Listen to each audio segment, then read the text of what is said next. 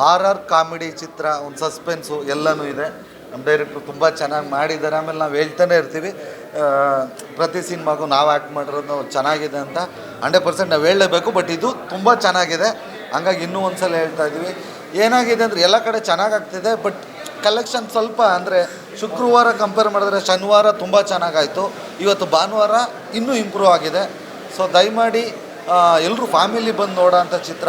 ಯಾರ್ಯಾರು ನೋಡಿದ್ದೀರಾ ಎಲ್ರಿಗೂ ಥ್ಯಾಂಕ್ಸ್. ಯಾರ್ಯಾರು ನೋಡಿಲ್ಲ ದಯಮಾಡಿ ಬಂದು ಈ ಫಾರೆಸ್ಟ್ ಚಿತ್ರನ ನೋಡಿ ಹರಿಸಿ ಆಶೀರ್ವದಿಸಿ.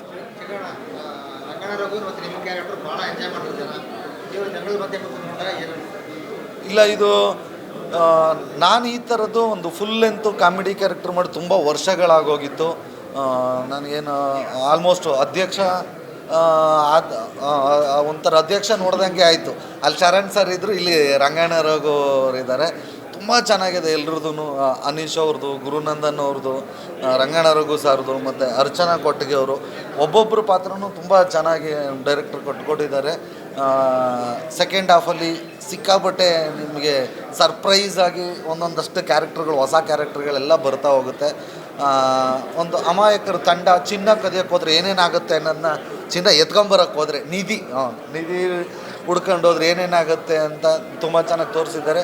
ದಯಮಾಡಿ ಎಲ್ಲರೂ ಬನ್ನಿ, ಒಂದೊಳ್ಳೆ ಚಿತ್ರ ನೋಡಿ ಹರಿಸಿ ಗೆಲ್ಲಿಸಿ.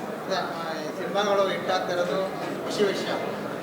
ಭಾಳ ಸಿನಿಮಾಗಳು ತುಂಬ ಇದಾಗ್ತಾ ಇದೆ ಅಂತ ನೋಡ್ತಾ ಇರೋದು ಅಂತ. ಸಿನಿಮಾ ತುಂಬ ಚೆನ್ನಾಗಿದೆ, ಆದರೆ ನೀವುಗಳು ಯಾರು ಪ್ರಮೋಷನ್ ಎಲ್ಲೂ ಕಾಣಿಸ್ಕೊತಾ ಇಲ್ಲ. ಪೂರಾ ಚೆನ್ನಾಗಿರೋ ನೀವು ಎಲ್ಲೂ ಕಾಣಿಸ್ಕೊತಿಲ್ಲ. ಯಾಕೆ ಪ್ರಮೋಷನ್ ಮಾಡ್ತಾ ಇಲ್ಲ? ಈಗ ಯಾರಾದರೂ ಪ್ರಮೋಷನ್ಗೆ ನಾವೇ ಫೋನ್ ಮಾಡಿ ಬರ್ತೀವಿ ಅನ್ನೋಕ್ಕಾಗತ್ತಾ? ಕರಿಬೇಕು.